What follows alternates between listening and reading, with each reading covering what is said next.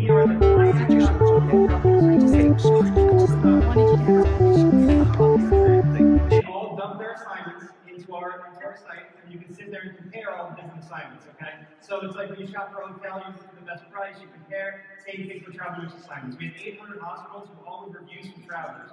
We have reviews on agencies, we have reviews on agency recruiters. So say I really want to work with a Advantage RN, you know, I want to check and I want to go work with the best recruiter.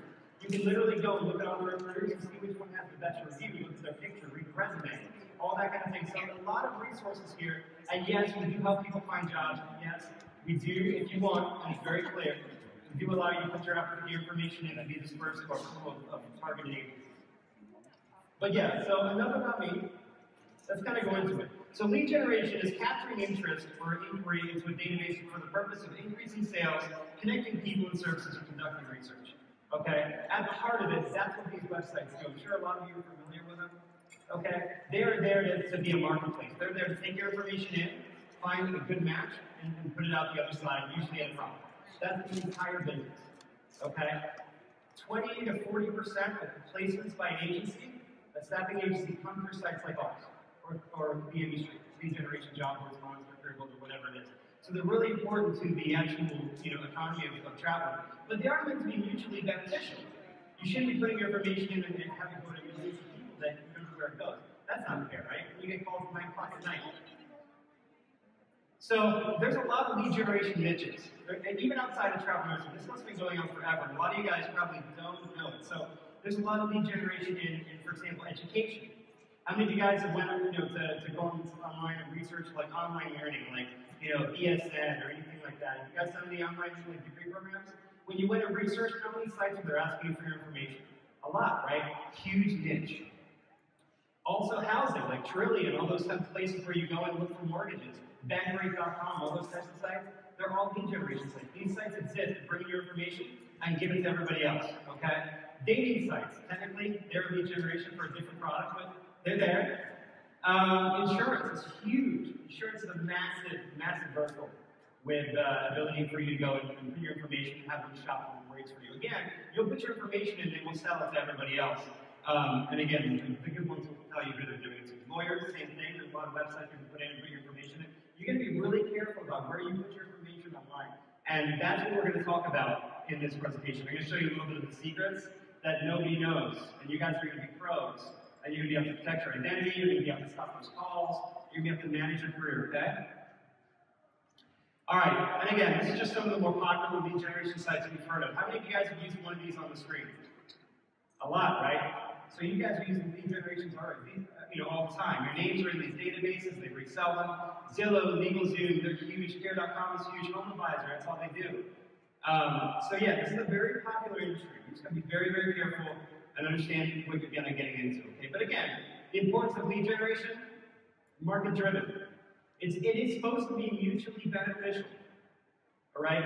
If you're putting your information into somewhere, you should not mind getting the calls as long as they're disclosing where it's going, right? There definitely saves time. With lead generation, it's nice because you can put your information in one place, and it puts you in more of a competitive environment. They're calling you. You get to sit back with a pen and paper and basically, compare apples to apples. But instead of you going everywhere, they bring them all to you. You're just trusting that lead generation site has done the best procurement possible to bring the best vendors to you.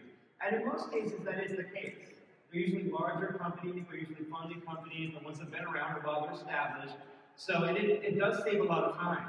And again, it provides a competitive environment. If in a lead generation scenario in travel nursing, agency A calls you from a lead generation site, offers you X, agency B calls you, you can play them against each other a little bit and you can find out what's going to work for you, whether that's housing or rental car or kind of room like pet, whatever it is.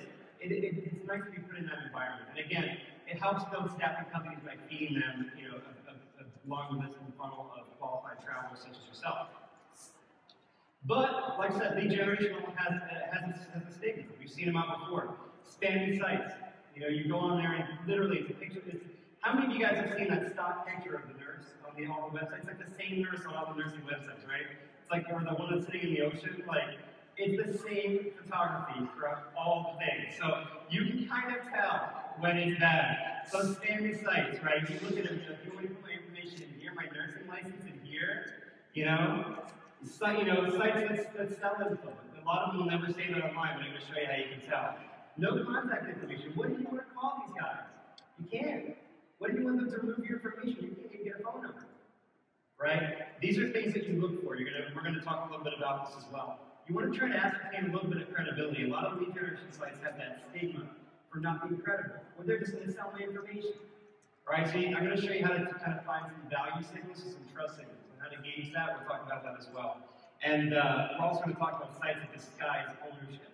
So there's like lead generation sites and companies that market, right? It's not a bad thing. There's people that do it really poorly, and there's people that do it the right way. But a lot of the agencies will also have kind of caught on to this, so they are starting to make these sites that are not branded with their name, with that picture of the nurse we just talked about, and they're using it to also bring leads into their agency as well. So these are the dirty tricks that recruiters do. Recruiters are great. I want to lead generation company. We're not bad people, right? But occasionally it can become a gray area. We're going to talk about that as well. There's also a lot of sites. Some of them are here. We're here as well. Some of the sites that are here are content-based. So they're like, oh, we have all this great content. Sign up for an email list or apply to this job. They're building a database. And they'll say, oh, don't go to those lead generation sites. Don't go to those job board sites. But they're building a database of your applications. The question is for what? At the end of the day, the only thing that makes money for an online business in this kind of category is to connect recruiters to nurses. So at some point, regardless of how you slice the cake, it's still a cake. So you got to make it really clear what we're doing. Okay. And again, bad industry practices that give us kind of bad name here. Only value leads. If all they're doing, ladies and gentlemen, is asking for your name, address, phone number, license type, and specialty, that's it. If that's all their site has to offer, do not do it. Because I'll tell you, those are going to be the worst. Those are the ones that are going to sell your information everywhere, and when they're done, they're going to take your information and sell it to China or to a third party because they can get money, residual money from that as well. So you got to be really careful where you put your information, okay? Look for trust signals. How many guys, trust signals are little things that you can kind of look that they should have for an online business in this area. Things like Better Business Bureau, things like secure databases, and I'll show you how to tell. You want your information to be secure, right? You don't want your license number floating around for everybody, right? Look at how long it's been since they posted anything. It can be jobs, blogs. If they haven't posted a blog post since 2011, they're probably not investing into the site, and they're probably just selling your information. Okay. Also, you want to look for the transparency. Try to find, if you can't see any clients' names on there, or where it's going, or a phone number, do not put your information in there. Also, here's another trick too. We're going to talk about this in a second.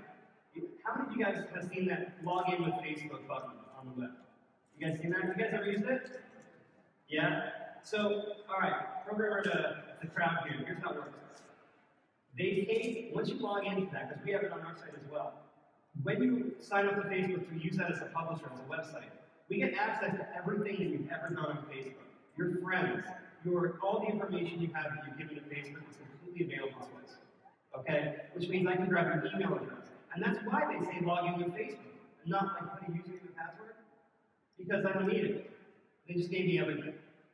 Okay? Facebook loves it because you get to use Facebook and you do that. But I also get to communicate with your friends. I get to communicate with your peer group. Anyone that likes you on Facebook, I can see all your pages you like. I can see your history.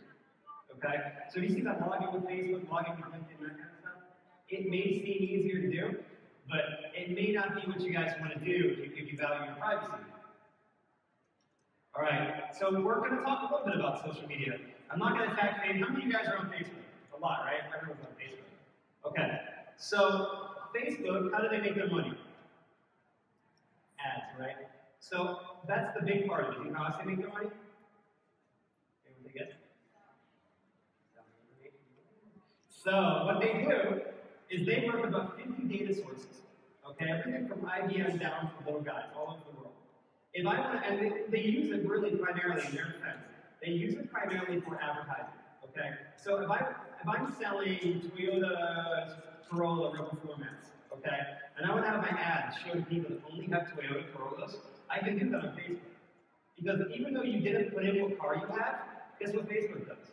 They take your information, so they take your first name, last name, your address, they wash it through another company's database who also collects all the car sales, and they match two and two together. Then put it back into Facebook And now, from when you signed up for Facebook, I know your mortgage, I know where you live, I know your car, I know what school you went to, I know what profession you're in, I know if you have any pets, I mean, there's hundreds of variables that they bring in this data from you. So Facebook really does know more about you than you think it does.